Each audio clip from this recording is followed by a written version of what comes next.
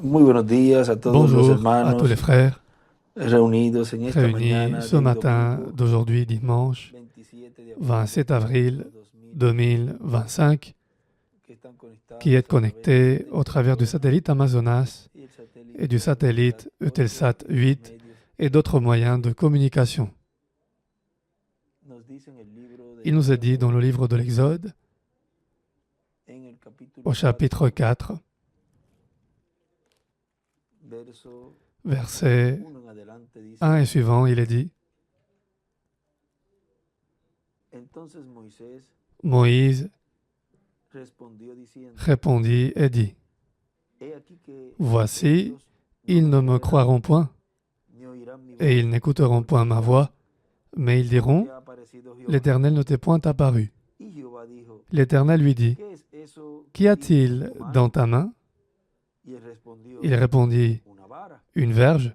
Él le dijo: L'Éternel dit, Échala en tierra. Jette-la par terre. Y él la echó en Il tierra, la y jeta se par hizo terre, una et elle culebra. devint un serpent. Y Moisés huía de Moïse él. fuyait devant lui. O sea, como que la Enfin, culebra il lo semble perseguía, que le serpent le poursuivait, y él huía. et il fuyait. Muchos profetas Beaucoup de prophètes han tratado de ont huir essayé de fuir de la la responsabilidad responsabilité de traer la palabra al d'apporter la pueblo, parole au peuple, pero Dios no mais puede Dieu ne peut cambiar pas changer al profeta que le Él tiene prophète destinado qu'il a déjà desde la destiné fundación del dès avant mundo la para fondation du llevar a monde cabo esa pour obra. réaliser cette œuvre. No pueden llevar Ils ne peuvent pas esquiver esa cette responsabilidad. responsabilité. No puede decir: Il ne este peut pas dire, hombre celui-ci ne m'a pas servi, laisse-moi en chercher un autre. cada Chaque espíritu esprit ministériel de prophète, il il l'envoie déjà destiné dès avant la fondation du monde, et tout ce programme vient déjà codé dans ce prophète pour que Dieu réalise tout ce qui correspond à ce temps où il l'envoie. Maintenant, il est dit, Moïse fuyait devant lui. L'Éternel dit à Moïse, étends ta main et saisis-le par la queue. Frère William le souligne, c'est-à-dire que il y a une façon de prendre la parole. Il ne pouvait pas le prendre par la tête parce qu'il pouvait le piquer, le serpent, c'est-à-dire qu'il pouvait faire du mal à Moïse, mais s'il la prenait d'une certaine façon, par cette main puissante de la foi, croyant que rien n'allait lui arriver, il l'a pris et regardez ce qui lui est plutôt arrivé. Il étendit la main et le saisit, et le serpent redevint une verge dans sa main. Il faut savoir prendre la verge, qui est l'épée, qui est la parole. C'est là, dit l'Éternel, ce que tu feras, afin qu'ils croient que l'Éternel, le Dieu de leur père, t'est apparu, le Dieu d'Abraham, d'Isaac et de Jacob. Par quoi allait-il croire Moïse? Par la façon de prendre la parole. L'Éternel lui dit encore, mets ta main dans ton sein. Il mit sa main dans son sein, puis il la retira, et voici, sa main était couverte de lèpre, blanche comme la neige. L'Éternel dit, remets ta main dans ton sein. Il remit sa main dans son sein, puis il la retira de son sein, et voici, elle était redevenue comme sa chair. Et là, il écrit Christ, ressuscité sans les péchés. Et lui, en haut, dans la marge, en haut, il écrit Verge de Dieu, un trait, la puissance de Dieu par parole. Et en bas, lèpre égale péché. Main égale Christ. Christ, lorsqu'il a pris le péché et qu'il est mort. Je répète encore ces trois lignes. Verge de Dieu, un trait, la puissance de Dieu par la parole. Lèpre égale péché. Main égale Christ. Christ, lorsqu'il a pris le péché et qu'il est mort. S'ils ne te croient pas, dit l'Éternel, et n'écoutent pas la voix du premier signe, ils croiront à la voix du dernier signe. S'ils ne croient pas même à ces deux signes, et n'écoutent pas ta voix, tu prendras de l'eau du fleuve, tu la répandras sur la terre. Et l'eau que tu auras prise du fleuve deviendra du sang sur la terre. Il écrit Apocalypse 11, 3 à 14. Et aussi le chapitre 6. Et au verset 9, à côté, il écrit 3. Au verset 6, il écrit 2. Et au verset 4, il écrit 1. C'est-à-dire premier, deuxième et troisième signe. Mais remarquez que vous pouvez vous asseoir quelques minutes, vous qui êtes debout. Au verset 7, quand il lui dit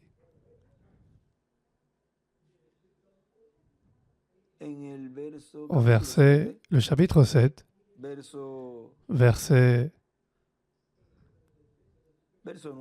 9 dit, « Si Pharaon vous parle et vous dit, « Faites un miracle », tu diras à Aaron, « Prends ta verge et jette-la devant Pharaon, et elle deviendra un serpent. » Et il écrit à droite, « Verge ». Moïse et Aaron allèrent auprès de Pharaon, et ils firent ce que l'Éternel avait ordonné. Aaron jeta sa verge devant Pharaon et devant ses serviteurs, et elle devint un serpent. Là, il écrit verge du côté droit. Mais Pharaon appela des sages et des enchanteurs.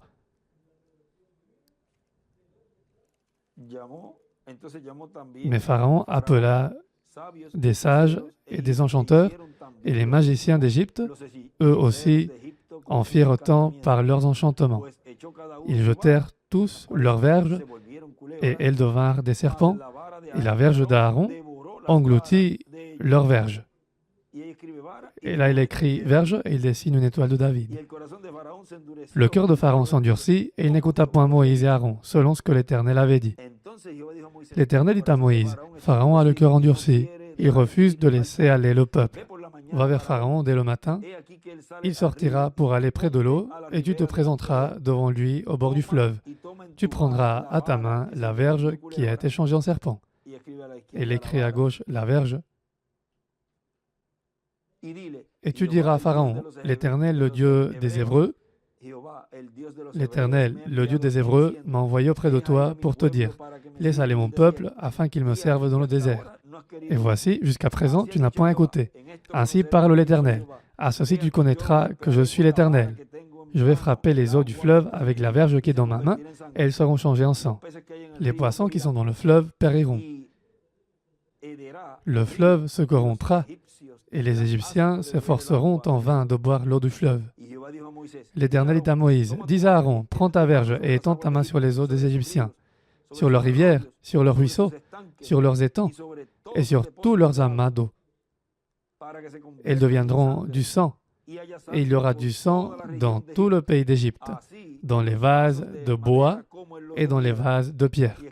Et il écrit à gauche, la verge, et il écrit Apocalypse 11, 3 à 7 et 15, 3 à 7. Moïse et Aaron firent ce que l'Éternel avait ordonné. Aaron leva la verge et il frappa les eaux qui étaient dans le fleuve, sous les yeux de Pharaon et sous les yeux de ses serviteurs, et toutes les eaux du fleuve furent changées en sang. Et il écrit à gauche, la verge. Maintenant, regardez comment il saute ici, apparemment, parce que au verset 8 et 9 du chapitre 4, là on nous parle de ce troisième signe, mais quand il va auprès de Pharaon, il ne lui montre pas le signe de la main. Maintenant, ça c'est quelque chose de très, mais vraiment très important, parce que, voyez-vous ici, au verset 18 du chapitre 4, le verset 16 dit, il parlera pour toi au peuple, c'est-à-dire Aaron. Il te servira de bouche et tu te tiendras pour lui la place de Dieu. Prends dans ta main cette verge avec laquelle tu feras les signes. Moïse s'en alla et de retour auprès de Jéthro, son beau-père, il lui dit « Laisse-moi, je te prie, aller rejoindre mes frères qui sont en Égypte, afin que je voie s'ils sont encore vivants. » Jéthro dit à Moïse « Va en paix. » L'Éternel dit à Moïse en Madian « Va, retourne en Égypte, car tous ceux qui ont volé à ta vie sont morts. » Et il dessine une étoile de David à gauche. Moïse prit sa femme et ses fils, les fit monter sur des ânes et retourna dans le pays d'Égypte. Il prit dans sa main la verge de Dieu. Et il écrit « verge » à gauche. L'Éternel dit à Moïse « En partant pour retourner en Égypte, vois tous les prodiges que je mets en ta main, tu les feras devant Pharaon, et moi j'endurcirai son cœur, et il ne laissera point aller le peuple. » Maintenant, voyez comment ces signes que Dieu a donnés à Moïse, et ce deuxième signe, ce qui représente la résurrection du Seigneur sans les péchés, parce qu'il les a laissés là-bas, en enfer, quand il y a été ces 3 jours, pendant lesquels, en ce troisième pull, il a prêché à ces âmes qui n'avaient pas de possibilité.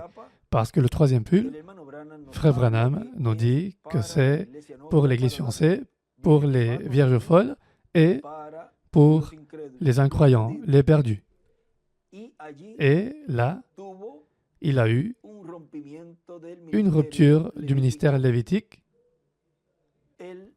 Le Seigneur, à sa première venue, et dans la troisième étape, ce serait une rupture dans le ministère. Dans la troisième étape du temps de Jésus, c'était une rupture lévitique. Maintenant, voyez,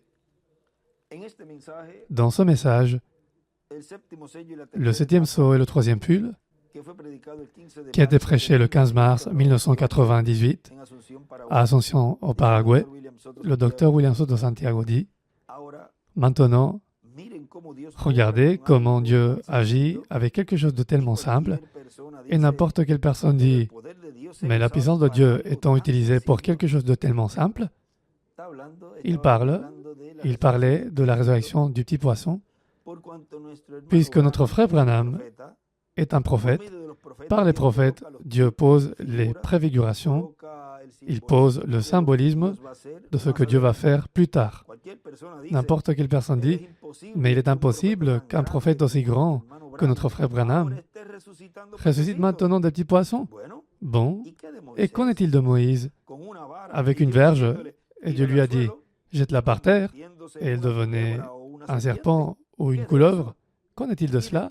Et après, il lui a dit, maintenant, ressaisis-le par la queue. Et il le saisissait par la queue, et il redevenait une verge. Qu'en est-il de cela? Dieu pose en préfiguration de très grandes choses qui doivent être comprises. Ensuite, quand il est allé, ensuite il lui dit, maintenant, s'ils ne croient pas à ce signe, ils croiront à l'autre signe, au deuxième signe. Mets ta main dans ton sein. Il y a placé, et maintenant il lui dit, retire ta main.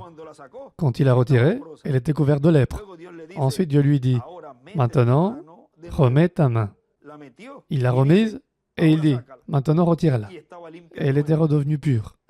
Maintenant, tout cela montre quelque chose de très important, ce qui s'est accompli, une partie, à la première venue du Seigneur, et comme les Écritures ont de multiples accomplissements, de multiples révélations, cela représente aussi, à la seconde venue du Seigneur, une signification, un but qui se réalise dans la troisième étape, dans cette rupture du ministère.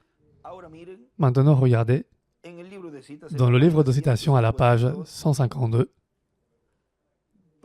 paragraphe 1361, il est dit, « Mais remarquez, ils en ont fait une imitation après que la vraie parole avait été ointe par celui qui était le vrai envoyé de Dieu.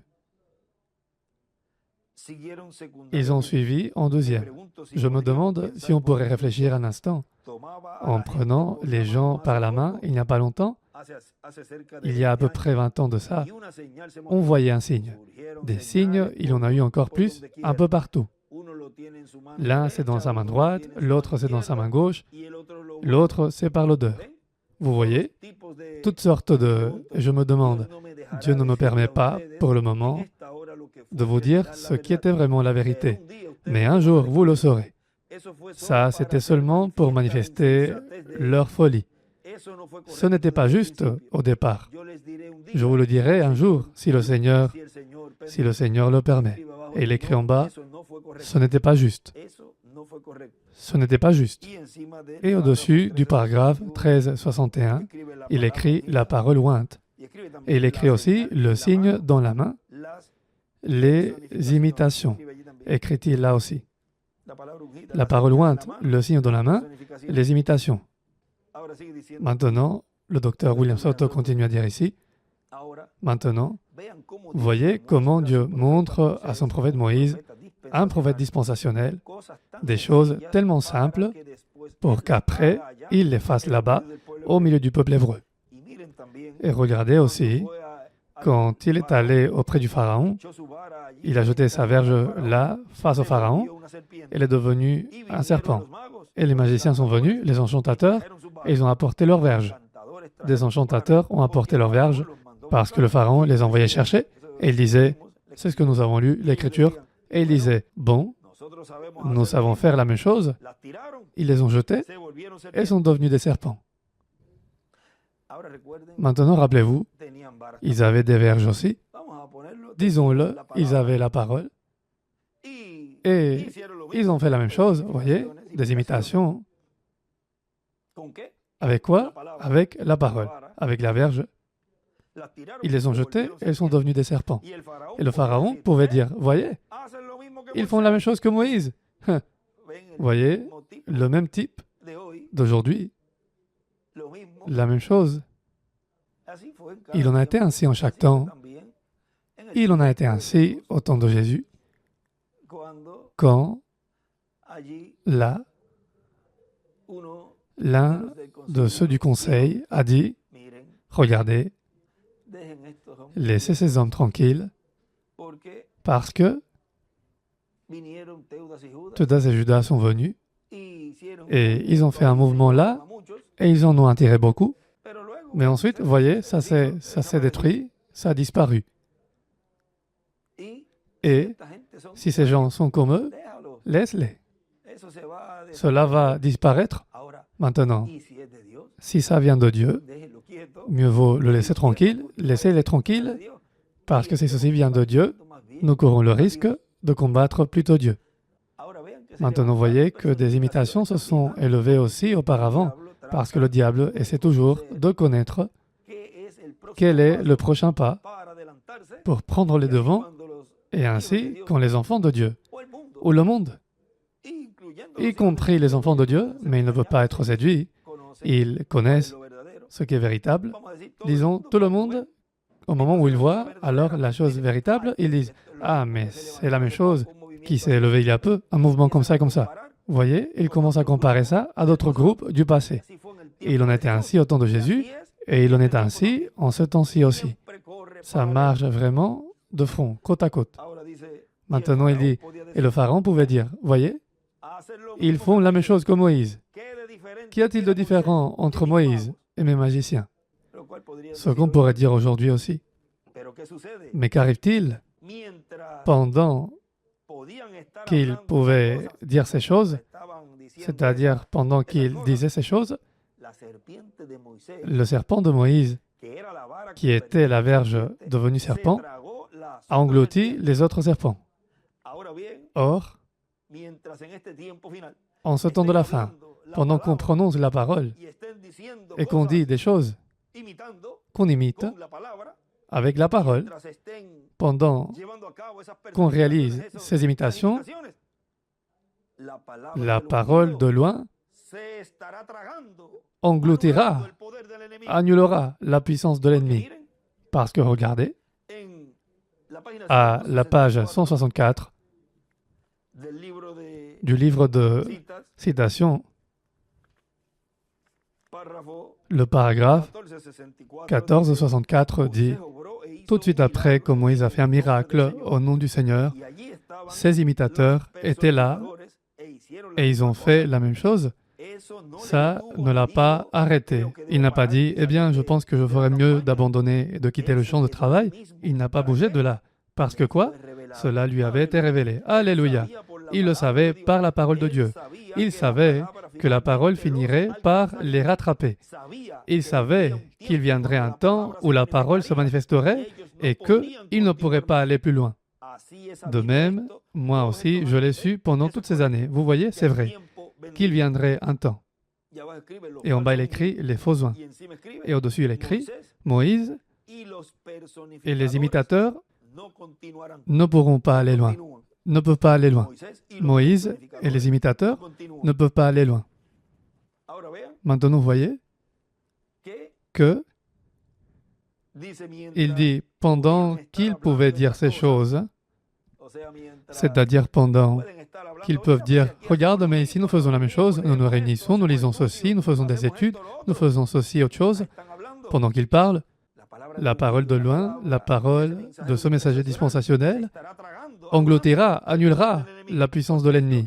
Parce que c'est ce dont il continue à parler ici. Il dit « Mais qu'arrive-t-il pendant qu'il pouvait dire ces choses, c'est-à-dire le Pharaon, là, le serpent de Moïse, qui était la verge devenue serpent, a englouti les autres serpents.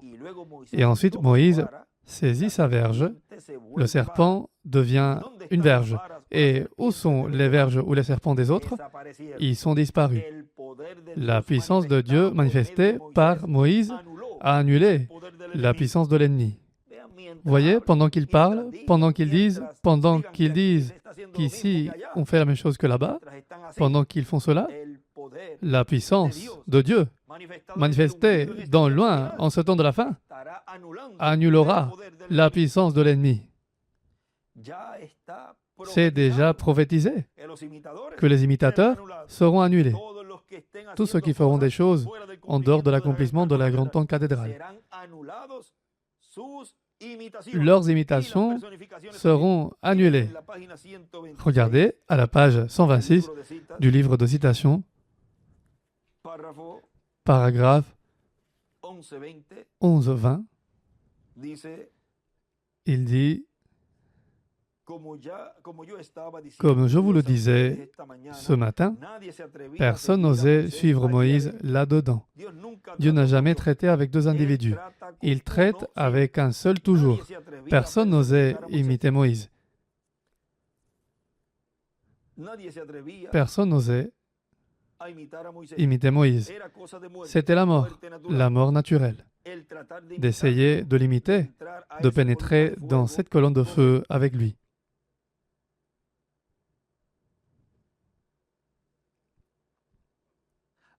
Donc, les gens ne sont pas tous conçus.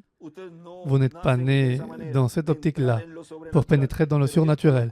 Mais Dieu a placé certains sur la terre pour le représenter en tant qu'ambassadeur à son service.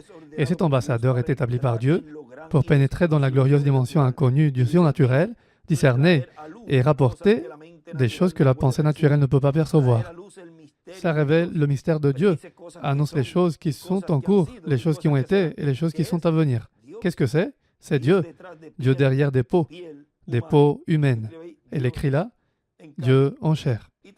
Et il écrit aussi, un ambassadeur de Dieu égale un prophète. Il écrit à gauche, là aussi, colonne de feu. Et au-dessus, il écrit aussi, imiter Moïse, c'était la mort. Et regardez à côté, au paragraphe 11-25, là aussi il nous est dit, « Et quiconque essayait de suivre Moïse et d'imiter cela, encourait la mort. » Et il en est de même aujourd'hui, c'est la mort spirituelle, que d'essayer d'imiter. Imiter. En haut, il écrit, Moïse, l'imiter, égal. C'était la mort spirituelle. Et aujourd'hui aussi. Maintenant, il continue à dire ici, maintenant, vous voyez comment les imitateurs ont été annulés en ce temps. Et s'ils ont été annulés en ce temps, ils seront annulés aussi en ce temps-ci. Et maintenant, voyez comment pour le dernier jour, les imitateurs seront annulés. Parce qu'il n'y aura pas d'imitation de ce que Dieu va faire en ce temps de la fin. À la page 97 du livre de citations, paragraphe 840, il nous est dit, considérons seulement ce qu'a entraîné ce petit don de guérison, comme il a semé la confusion dans l'Église.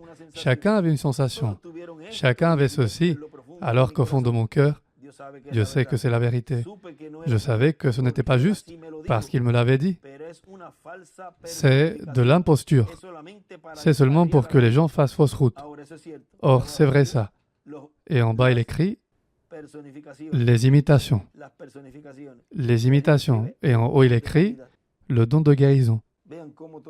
Vous voyez comment tout ce qui s'est produit là au temps de Moïse, c'était pour que les personnes fassent fausse route et leur dire « Mais celui-ci vient, vous libérez-vous, mais nous avons ici les magiciens qui font aussi la même chose. » Mais voyez comment Dieu nous montre ici le but de ces imitateurs.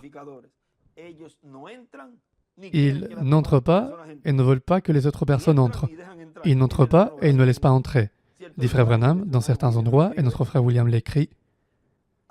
Maintenant, à la 119, il nous a aussi dit que de ce troisième pull, il n'y aurait pas d'imitation.